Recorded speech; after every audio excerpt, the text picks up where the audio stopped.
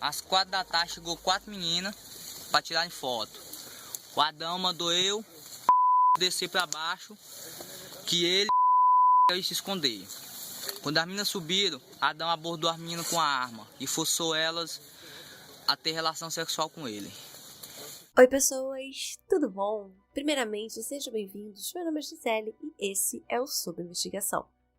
Vamos começar com os avisos de sempre. Se você puder, participe da campanha de apoios lá na Aurelo. A partir de R$3 você pode ajudar a manter o Sob Investigação e colaborar com a existência deste podcast que você está ouvindo.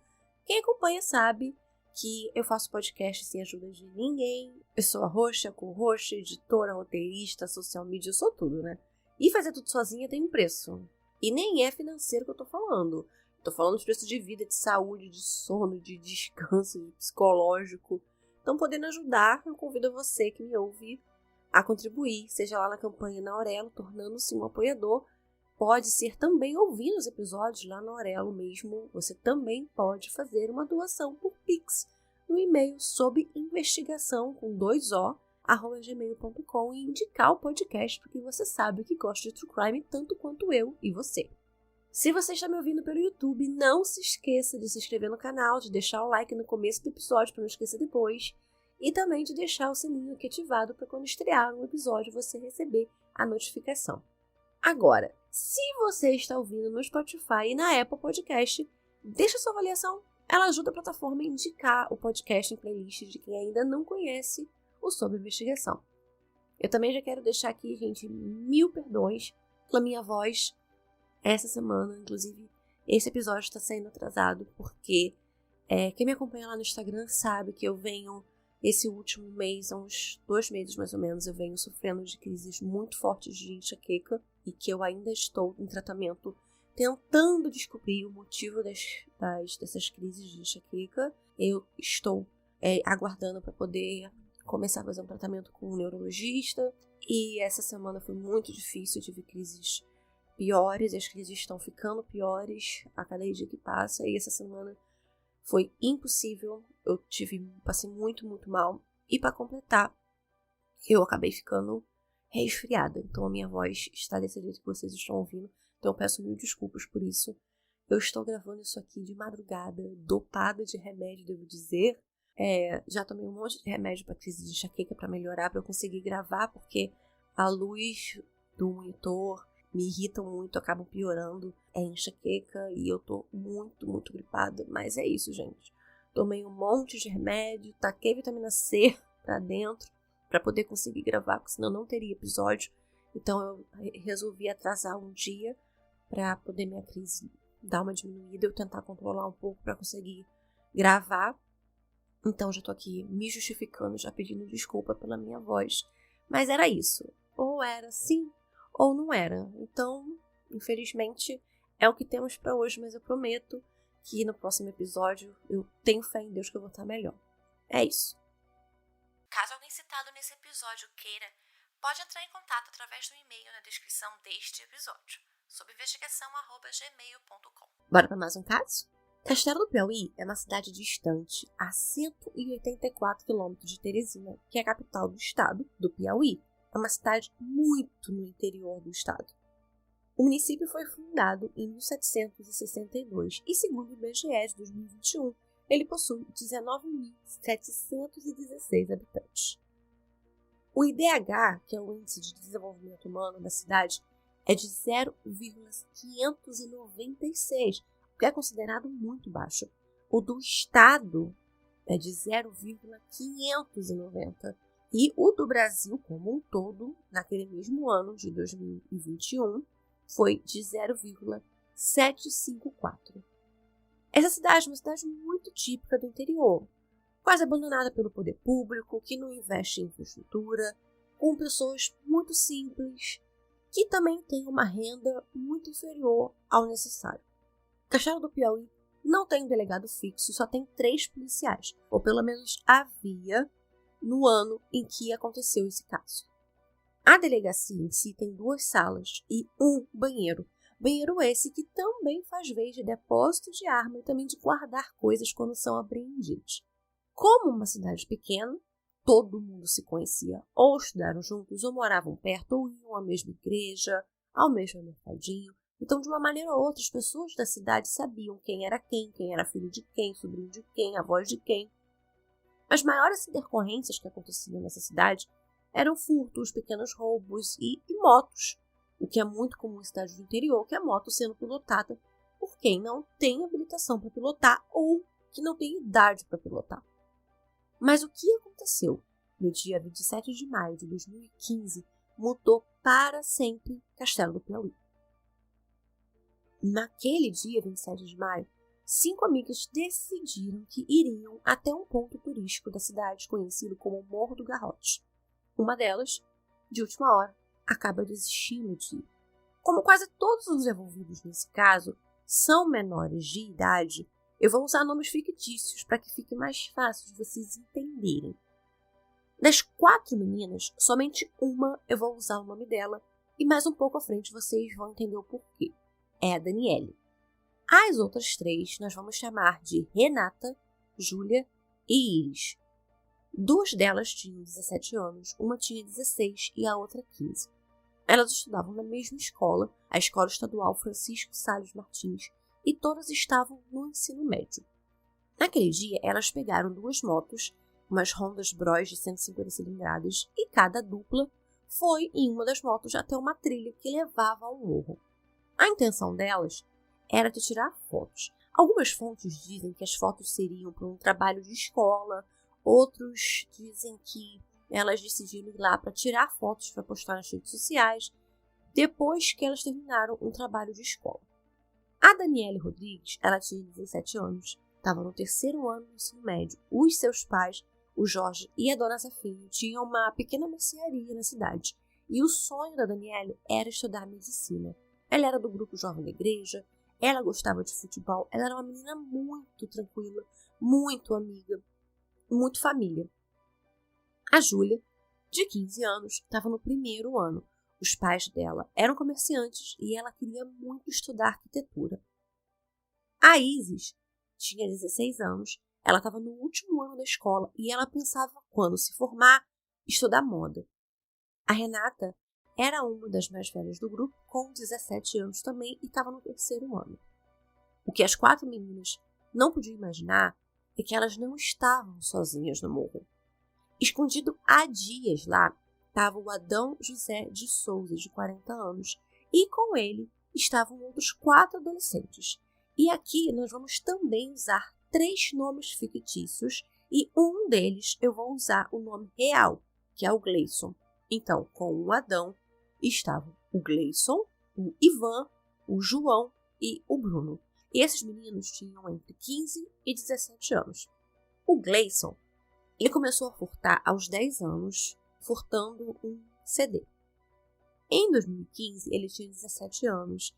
A família morava no bairro chamado Refesa, que fica na periferia de Castelo do Piauí, com a mãe, a Elizabeth, a avó Francisca e outros 5 irmãos em um casebre de terra batida que ficava a 1 quilômetro do Morro do Garrote.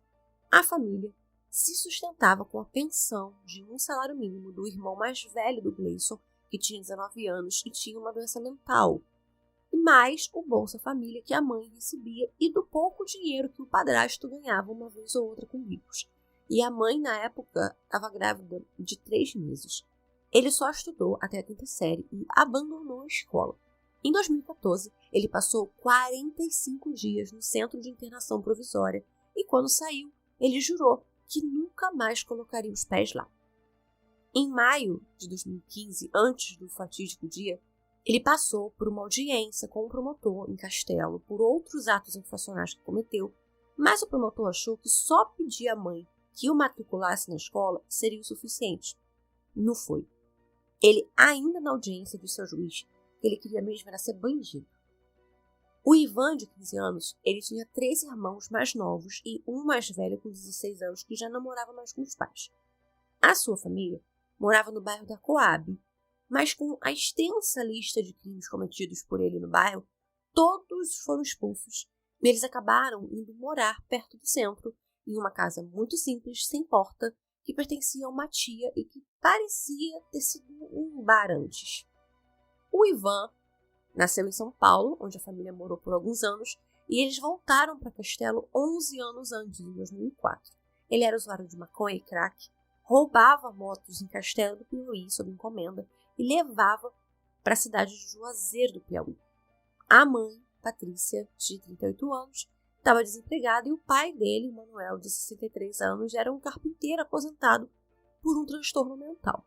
O Ivan já tinha sido internado uma vez, depois de tentar esfaquear um policial militar que tentou pegá-lo, depois dele ter sido pego furtando celulares, furtando um relógio e uma espingarda. A mãe, por diversas vezes, tentou matricular na escola, mas sem sucesso. As escolas não queriam dar vaga para o menino. Ela chegou até a acionar o conselho tutelar para conseguir colocá-lo na escola, mas foi em vão, gente. Ele não ficava na escola de jeito nenhum. Por uma semana, ele foi internado na Fazenda da Paz, que é uma comunidade terapêutica para usuários de drogas, mas ele fugiu. No dia 25 de maio, ele e um outro adolescente menor de idade, que também está nesse caso de hoje, o Bruno, haviam sido autuados por roubo. O Bruno, de 15 anos, morava no conjunto Vila Nova com a mãe, a Cristiane, que era dona de casa, e também com o pai, o José, que vendia peixe, vendia galinha. E também tinha mais outros 2 irmãos, um de 16 e uma de 14 anos. A casa deles foi dada através de um programa do governo e a família vivia com o que recebia do Bolsa Família. Ele parou de estudar na 5ª série e era acusado na cidade de, além de outros delitos, de espancar um senhor idoso para roubá-lo. O João, de 16 anos, morava com a mãe, Ana, num casebre perto de uma lagoa no bairro da Coab, que depois ela acabou precisando sair. Os pais haviam se separado no fim do ano anterior, em 2014. João, vez ou outra, fazia uns bicos na casa de um vereador da cidade, chamado Raimundo Mineiro, e quando ele não estava lá, estava na rua usando droga. Com esses 4 meninos, estava um adulto, Adão José de Souza, de 40 anos. O Adão nasceu em Castelo do Piauí e foi para São Paulo. Em São Paulo, ele foi preso diversas vezes por roubo, tráfico de drogas, furto, homicídio e porte ilegal de armas.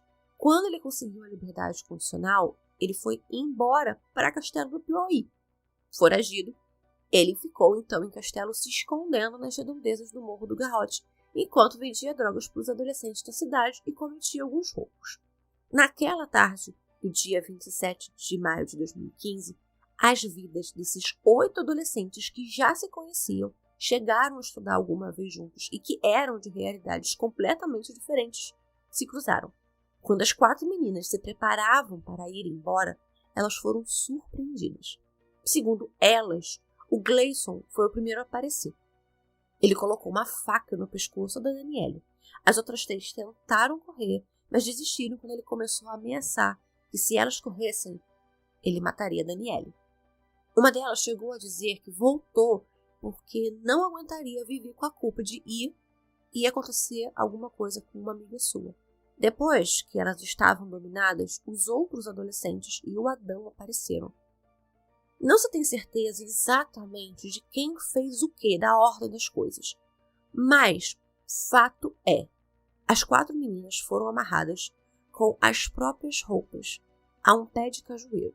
Todas foram brutalmente espancadas e por 2 horas elas foram violentadas sexualmente pelos 5. Os 4 adolescentes e o Adão. Depois dessas horas de abuso, nuas, elas foram uma por uma jogadas do alto do morro. Era uma queda de 10 metros. Não sendo suficiente todo o estupro, a humilhação, a violência, o Adão ordenou que os meninos desçam para ver se elas estavam mortas e que jogassem pedras nelas até que elas com certeza estivessem mortas. No mesmo dia, a polícia estava à procura de um homem que assaltou um posto de gasolina e tinha disparado um tiro na gerente do posto. Eles já sabiam que na cidade estava um homem que era procurado em São Paulo, que era o Adão, e que ele talvez fosse o assaltante do posto. Quando eles estavam perto do Morro do Garrote, eles viram 2 motos pequenas e apreenderam essas motos. No caminho para a delegacia, o irmão da Renata viu as motos sendo rebocadas e perguntou onde aquelas motos tinham sido achadas. Ele, preocupado porque achou as motos, mas as meninas não estavam, avisou para os pais e os pais vão direto para a delegacia. Já era início da noite e as meninas tinham saído para tirar umas fotos, só que ainda não tinha voltado e aquilo não era uma coisa, não era um comportamento habitual delas, não era normal, elas nunca tinham feito aquilo. O policial que estava na delegacia informou que só se podia fazer alguma coisa depois de 24 horas de desaparecimento, o que a gente sabe que não é verdade. Eu vou reiterar aqui, mais uma vez, eu já falei isso em outros episódios. Não existe isso de se esperar 24 horas. Sumiu, você tem que ir na delegacia imediatamente e é obrigação legal da polícia começar as buscas imediatamente. Infelizmente, em casos de desaparecimento, as chances dessa pessoa ser assassinada nas primeiras 48 horas é muito grande. Então, todo minuto conta. Não existe isso de se esperar 24 horas para se fazer um boletim de ocorrência de desaparecimento. Não existe. O povo da cidade se revoltou com aquilo que o policial falou. E aí eles pegaram vários pneus e começaram a colocar fogo nesses pneus em frente da delegacia.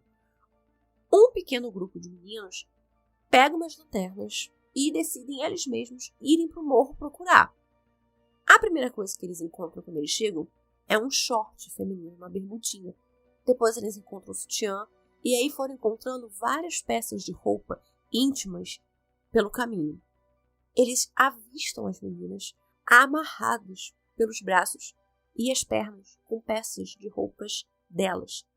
Eles tiram a própria blusa, porque elas estavam nuas, e tampam as meninas. A polícia chega no local e também chega junto com a polícia a ambulância. Das 4 meninas, somente uma estava lúcida, e quando ela viu meninos, homens, chegando perto, ela achou que eram aqueles mesmos garotos que tinham feito aquelas barbaridades e aquela monstruosidade com elas. E aí ela começa a gritar, começa a chorar, falando, abre aspas, para, pelo amor de Deus, fecha aspas. Elas são socorridas para o Hospital Municipal Milo Lima e chegaram num estado gravíssimo. Só que o estado de saúde delas era muito crítico, então não dava para tratar elas ali no hospital da cidade. Então eles acharam melhor levá-las para o hospital em Campo Maior, que é uma cidade maior e fica longe uns 85 quilômetros de Castelo do Piauí.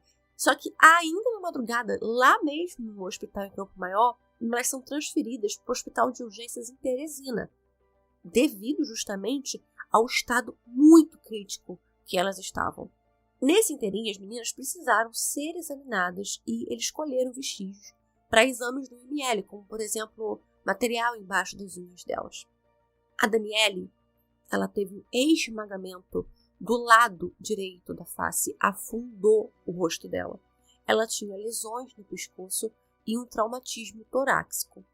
Elas tiveram os pulsos cortados, mamilos, olhos furados. Uma delas teve traumatismo craniano. Chegou a perder um pouco de massa encefálica. Ela teve sangramento interno na barriga. Ela perdeu parte da orelha. Uma outra, além dessas diversas lesões que ela teve, assim como as outras duas, ela foi esfaqueada na coxa. As próprias meninas, ainda no hospital em Castelo, disseram o pouco que se lembravam e sobre quem teria feito aquilo. Então, o delegado, Laércio Evangelista, que não era da cidade, era da região, foi na mesma noite e prendeu 2 dos adolescentes, o Bruno e o João. No dia seguinte, foi a vez do Ivan e do Gleison. O João, o primeiro a ser preso, ainda estava na rua. Ele foi encontrado andando na rua, drogado, todo sujo e com a calça ainda manchada de sangue. Num primeiro momento, todos os 4 confessaram e apontaram o Adão como sendo o mandante. Só que o Adão já tinha fugido de Castelo do Piauí, mas ele acabou sendo pego 2 dias depois tentando entrar na cidade de Campo Maior. Os 4 meninos tiveram que ser retirados da cidade, porque a população ameaçava linchá-los.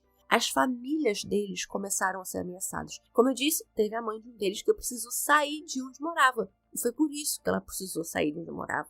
Por ameaças. 20 dias antes, o delegado lembrou que tinha chegado a pedir a internação do Ivan, não só por atos infracionais, mas por ter furtado um notebook. Olha isso, 20 dias antes.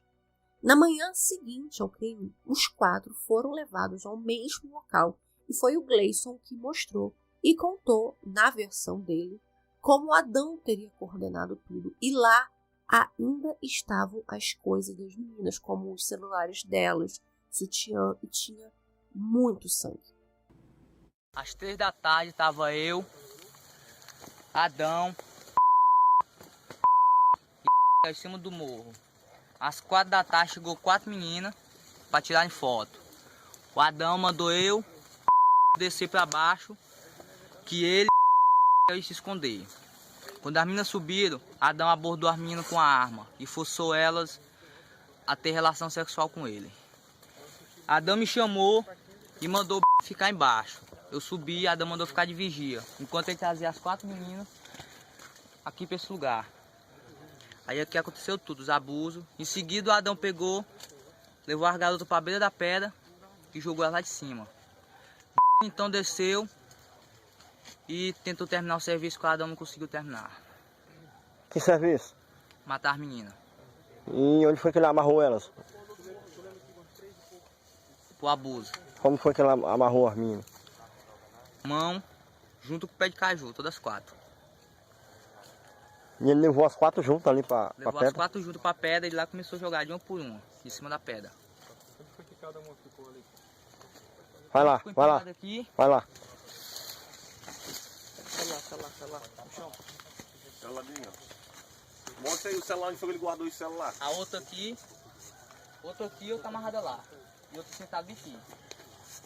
Em seguida ele pegou elas, depois que cometeu os abusos, trouxe. Jogou o celular dela aqui. E em seguida levou ela pra beira da pedra e começou a jogar lá de cima. Aqui os 4 celulares. Aí quando ele jogou as meninas, o que foi que ele fez? Ele mandou desceu e tentou terminar o serviço tacando pé na cabeça delas. Quem jogou a pedra na cabeça foi Aquele que tá em cima do carro. o que tá preso ali agora. Isso. E o Adão ficou aqui em cima. O Adão ficou aqui em cima enquanto eu e o corrinho, quando nós vimos ele jogando as meninas em cima do morro. Eu avistei que o desceu e começou a jogar pé nas meninas, na cabeça delas. Foi quando eu vi a polícia correndo, vindo, eu peguei uma vareta e fui bater no local. De lá eu fui para um lado e fui para o outro. E vocês estavam fazendo o que aqui? Nós estávamos junto com o Adão, Fazendo o quê? fumando, Que? droga, fumando maconha, Só maconha. só maconha. O Adão e o e esse outro que tá lá, estavam fumando pedra, cheirando pó. Colocaram alguma coisa no nariz da menina? Não, Drogaram elas? não, Tu participou do estupro? não. Por serem menores de idade, os 4 meninos foram recolhidos e seriam julgados de acordo com o ECA. Para quem não sabe, o ECA é um Estatuto da Criança e do Adolescente. O ECA, no artigo 121, que trata da internação do menor infrator, diz que o máximo que se pode ficar internado é 3 anos. E aí o ECA estipula que ele precisa sair em liberdade assistida e a liberdade compulsória dele é aos 21 anos. Os 4 foram mandados para uma delegacia em Teresina. As 4 meninas ficaram internadas em Teresina também. A Iris, a que estava em condições de saúde um pouco melhor que as outras, foi transferida para um hospital particular. A Daniele era a que estava em estado mais crítico. Ela fez uma traqueostomia, então ela ficou impossibilitada de falar. Mas por alguns dias ela se comunicava com a família e com os amigos através de mensagens. Só que o estado de saúde dela piorou. Ela passou por 3 cirurgias.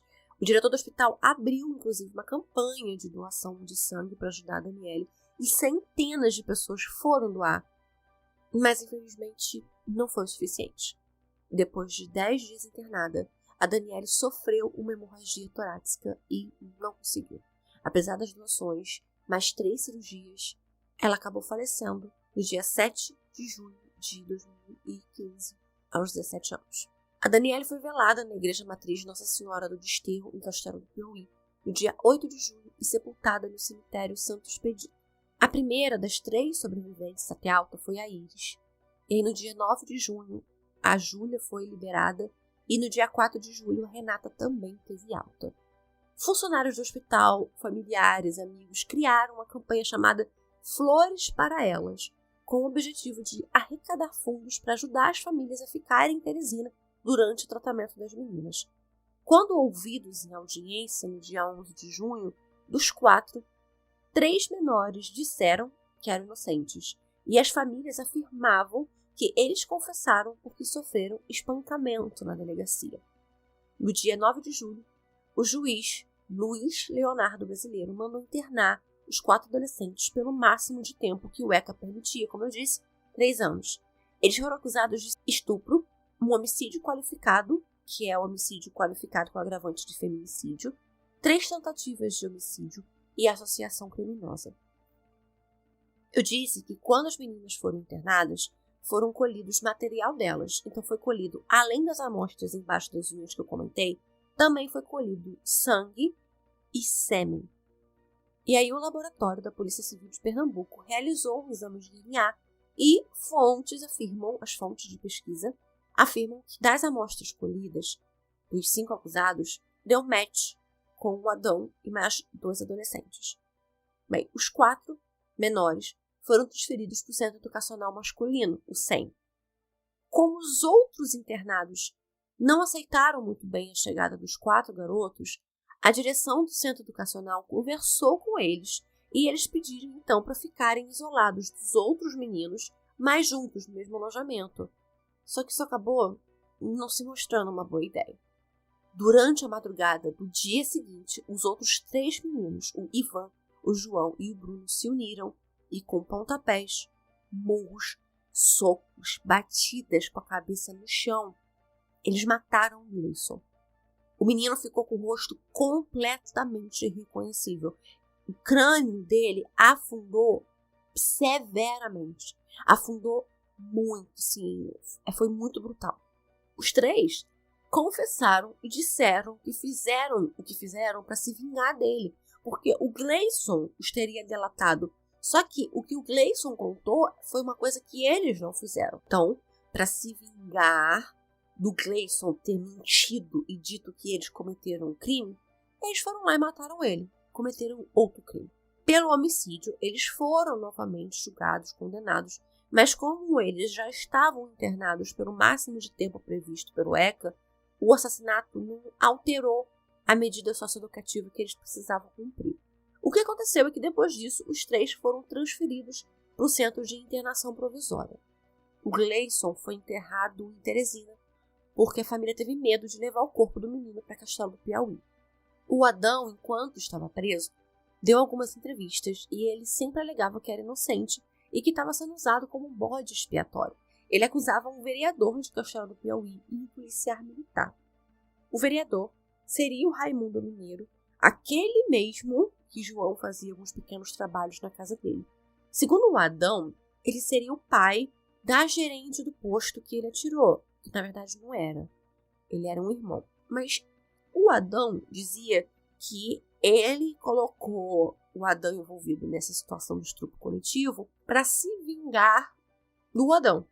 E também disse que um policial militar chamado Elias Júnior estava envolvido tentando ali formar uma milícia na região. O vereador seria o Raimundo Mineiro, aquele mesmo em que o João de vez em quando fazia uns trabalhos na casa dele. Segundo o Adão, o vereador seria pai da gerente do posto, a menina que ele atirou, o que na verdade não era. Ele não era pai da moça. E ele disse que o policial militar, o Elias Júnior, estava envolvido em crimes na região, porque ele estava tentando formar uma milícia e que teria sido esse Elias quem o mandou ao posto roubar e que ele estava por trás não só desse crime no posto, não só desse crime de estupro coletivo, como vários outros crimes cometidos em Castelo do Piauí. Houve uma desconfiança em relação ao policial? Houve.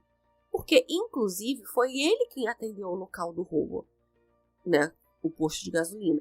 E, segundo testemunhas, ele sabia, inclusive, exatamente o valor que foi roubado, o que teria levantado dúvida de como que ele sabia exatamente o valor que tinha sido roubado se ninguém tinha dito nada antes. O pai de um dos meninos diz que o filho havia dito que foi o Elias Júnior que pagou a ele R$2.000 para confessar o estupro das meninas e que o Elias tinha prometido que ia conseguir um bom advogado para todos os meninos. Só que esse menino, né, que disse isso, teria sido justamente o Gleison, que já tinha falecido. Em relação ao vereador, que na verdade era irmão da gerente do posto, nada foi encontrado. O PM, o Elias Júnior, chegou a ser afastado do carro pela corregedoria da PM. Mesmo afastado, ele não foi acusado de envolvimento no estupro coletivo das meninas. O julgamento do Adão José aconteceu em fevereiro de 2018, com um júri formado por 5 mulheres e 2 homens. Como o caso estava em segredo de justiça, o Ministério Público pediu que a sessão ocorresse com portas fechadas para preservar a identidade das meninas e as informações. Então foi um julgamento sem a presença de ninguém, exceto, claro, a defesa, a acusação, o conselho de sentença e as pessoas que trabalhavam no fórum que são necessários para o andamento do julgamento. O Adão foi condenado a 100 anos e 8 meses em regime fechado por porte ilegal de arma, estupro qualificado, homicídio qualificado, tentativas de homicídio, corrupção de menores e associação criminosa. Os menores de idade, no mesmo ano de 2018, saíram da internação para a liberdade assistida, mas não demorou para que alguns deles voltassem ao crime. O Bruno voltou a ser preso em 2019 por tentativa de assalto em Teresina. O Ivan, em 2019, também sofreu uma tentativa de homicídio lá em Teresina depois de uma briga. O João não possuía uma outra passagem pela polícia depois que ele saiu em liberdade assistida. O Adão cumpre pena hoje na penitenciária Irmãozinho, em Teresina. A mãe do Gleison defendeu o filho quando ele foi internado. Ela contou ao jornalista que o filho dela mais velho, o que tem um transtorno mental, vez ou outra, tentava mexer, tentava bulinar com uma das irmãs mais novas. E o Gleison ficava revoltado com aquilo, e ele sempre comentava que ele odiava estupradores, abusadores. Então ela não achava que ele mesmo seria capaz de fazer alguma coisa assim, quando dentro de casa ele arrumava tanta briga com o irmão, pelo irmão ficar colocando a mão nas irmãs mais novas. Depois da morte dele, ela entrou na justiça pedindo ao Estado do Piauí uma indenização por danos morais, já que o filho foi assassinado dentro de uma instituição pública. A justiça deferiu o pedido dela e condenou o Estado a pagar R$60 mil para a família. Ao saber dessa decisão, o que aconteceu? O juiz Leonardo Brasileiro, o mesmo que condenou eles lá atrás, entrou com um pedido de bloqueio desse dinheiro. Ele pediu um bloqueio usando a justificativa de que esse dinheiro, na verdade, precisava ser destinado às famílias das 3 meninas sobreviventes do estupro coletivo. Ele disse em entrevista que ele entendia a situação da família do Gleison, porque era uma família muito humilde, mas que o Gleison tinha participado e confessado um crime muito brutal e que a situação das vítimas que viviam com as sequelas do que passaram precisava ser indenizada. O juiz teve seu pedido atendido e foi bloqueado qualquer pagamento para a mãe do Gleison em favor das vítimas no ano de 2019. Eu tentei dar uma olhada no processo e ver se tinha uma decisão diferente e se tinha acontecido a liberação do dinheiro para a mãe do Gleison, mas eu não encontrei nada além do deferimento do bloqueio e algumas outras movimentações que eu confesso, gente, eu não entendi nada. Eu não sou advogada, né? Meu conhecimento é limitado nesse ponto. Mas eu acho que são movimentações de praxe, tipo despachos de mandato, um documento eletrônico, mas nada que eu conseguisse ver, tivesse acesso, falando sobre alguma decisão judicial contrária a isso. A Júlia foi para Teresina morar com o irmão em um apartamento que os pais alugaram lá por um tempo. Ela terminou o primeiro ano, estava... Na última vez que a família falou sobre o que aconteceu, né, ela estava se preparando ainda para começar o segundo ano, então tem bastante tempo. A Renata, que ficou em estado mais grave, ficou internada por 36 dias, gente. 36 dias, inclusive ficou vários dias na UTI. Ela passou por diversas cirurgias, reconstruiu a orelha e, apesar de ter perdido um pouco de massa encefálica, ela conseguiu ter uma ótima recuperação. Das 3, ela foi a única a dar entrevista, falar sobre a sua vontade de fazer medicina veterinária, de reconstruir a vida e em como ela enxergava as coisas. Eu vou deixar aqui para vocês um trechinho de uma entrevista dela. Quais são os sentimentos maiores que você guarda hoje no coração? É amor, uma pessoa assim, mais paz, mais amável, assim, eu me acho. Você se sente uma guerreira por ter superado tudo isso? Sim, quando eu tiver a oportunidade de dar a vida outra vez, como todo mundo fala, você é uma guerreira, realmente. Me considero uma guerreira, sim. Por 3 anos, a Renata, ela se comprometeu a só usar roupas brancas, inclusive, para pagar uma promessa que um familiar fez para Nossa Senhora pela vida dela, para que ela conseguisse ficar viva e se recuperar. Não se tem muitas informações sobre as meninas, sobre a vida delas antes, sobre a vida delas durante e muito menos sobre a vida delas depois. Elas se mantêm muito discretas desde tudo que aconteceu. Elas não falam sobre o que aconteceu e não dão entrevistas. Nem a família também. As famílias, elas pouco falaram, pouco se pronunciaram ou falaram com a imprensa sobre qualquer coisa. Como eu disse, a Renata foi a única que falou um pouco mais sobre isso, porém não sobre o que aconteceu. Elas não falam sobre o que aconteceu. O que eu consegui de informações que parecem ser mais recentes são as que tanto o Ivan quanto o Bruno teriam voltado a viver em Castelo do Piauí, isolados na zona rural da cidade. 2 vítimas, 2 das meninas, também teriam voltado para Castelo. A única que permaneceu em Teresina foi a Renata, que não quis mais voltar para a cidade. Quando tudo aconteceu em 2015, foi um choque imenso na cidade. Então, 2 psicólogos foram chamados para ajudar não só a comunidade, mas também as meninas. Os psicólogos Grace Vanderlei de Barros Correia e Jaime Panerai Alves. Eles já haviam trabalhado com sobreviventes da Boate Kiss e com sobreviventes, os alunos sobreviventes do massacre na escola de Realengo, aqui no Rio. E eles ficaram em Castelo do Piauí por 5 meses para dar assistência a quem precisasse. Eles deram diversas sessões na escola das meninas, inclusive, para poder ajudar as meninas, para poder ajudar as amigas das meninas a lidarem com tudo aquilo. As 2 delas, dessas meninas vítimas, elas chegaram a voltar para Castelo para estudar, então, para terminar a escola, né? Então, os psicólogos orientaram, né, sobre como as pessoas poderiam se comportar e acolher elas nessa volta delas, porque seria muito importante. Tanto a Renata, quanto a Júlia, quanto a Iris, até onde eu consegui informação, ainda fazem terapia, ainda tem atendimento médico e até onde eu consegui saber, estão muito bem, graças a Deus. 1 ano depois, praticamente, a mesma dor. A dor, a cada dia, a cada momento, ela se renova. A saudade é grande. A dor é uma dor grande. Esse foi o episódio de hoje. Eu espero que vocês tenham gostado. Esse episódio, tudo isso que aconteceu, muito brutal. Com certeza, eu não consigo nem imaginar o que essas meninas passaram durante aquelas horas.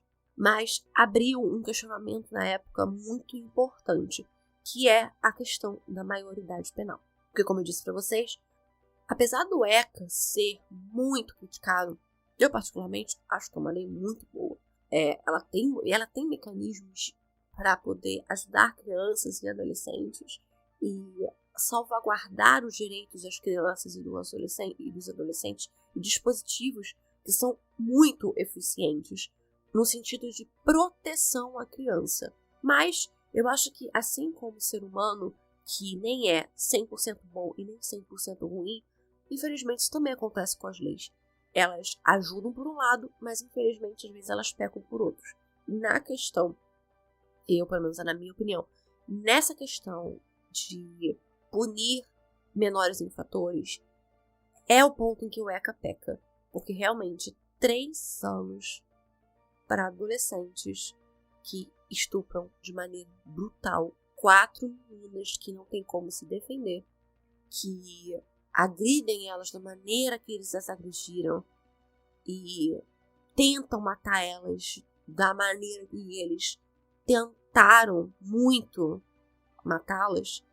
3 anos é muito pouco. 30 anos já seria muito pouco. Então, houve essa discussão na época sobre essa questão da maioridade penal, assim como foi uma questão que também foi muito discutida num outro momento, que foi num outro caso que eu vou trazer para vocês antes do fim dessa temporada, em que também houve essa discussão sobre a maioridade penal. E também eu queria trazer atenção a vocês a um ponto muito interessante. Eu disse para vocês no episódio que essas histórias são histórias de 8 adolescentes que se cruzam. São 4 meninas e 4 meninos que moram na mesma cidade, estão dentro de uma mesma sociedade, de uma mesma comunidade, mas que são de realidades muito diferentes. Apesar da questão financeira, eu não achar que seja um divisor de água entre esses 4, porque apesar das meninas, de 2 delas, os pais serem comerciantes, eram comerciantes numa cidade muito pequenininha. Então, não é que elas eram uma classe média alta dentro de uma sociedade em que todo mundo era de uma classe C. Um outro ponto que eu queria trazer para vocês, que inclusive eu citei no episódio, é como a história de 8 adolescentes praticamente da mesma idade se cruzam. São 4 meninas vítimas de um lado e 4 meninos agressores do outro. E que, por um lado, também são vítimas, né? Há relatórios do Conselho Tutelar da época que falam em como esses meninos já vinham de famílias desestruturadas. Famílias, a de em que o irmão constantemente tentava abusar das próprias irmãs mais novas, um outro que o pai era alcoólatra, um outro que o pai abandonou a família, um outro que morava no casebre, que não tinha porta, não tinha onde dormir, não tinha condições de nada, que vivia numa família agressiva, e numa situação muito precária, abandonados e ainda que se viciaram em entorpecentes. E do outro lado, 4 meninas numa situação econômica um pouco melhor só, não extremamente melhor, mas um pouco melhor, porém com famílias um pouco mais estruturadas, com famílias mais unidas, numa situação escolar diferente, não tinham vício em nada.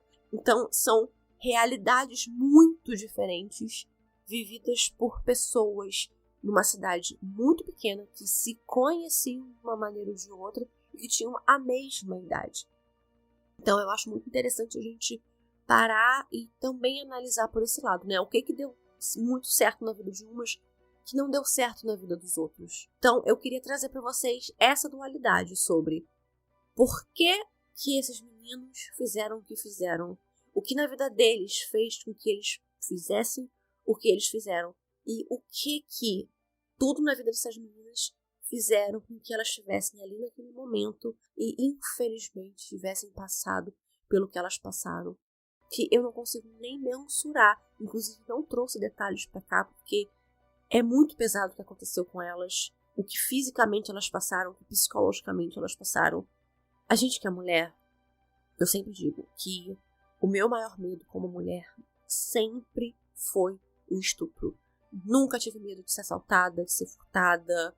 Nunca tive. Agora, estupro é uma coisa que apavora 90% das mulheres.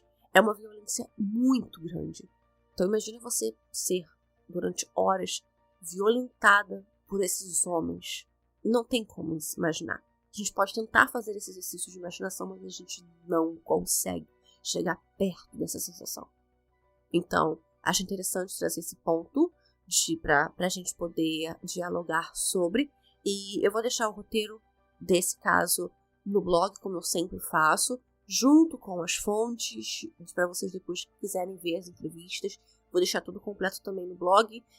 Depois eu vou colocar as fotos do caso e nos stories eu vou colocar mais fotos depois lá no Instagram do podcast, @sobreinvestigação.com. Também vai ter um fio lá no Twitter e no Threads, que também nós somos lá, @sobrinvestigação. E se você está aqui no YouTube, como eu disse no começo, não esqueça de clicar aqui no se inscrever, de deixar o seu like, clicar aqui no sininho para você receber as notificações e já já eu volto com um episódio novo. Beijos!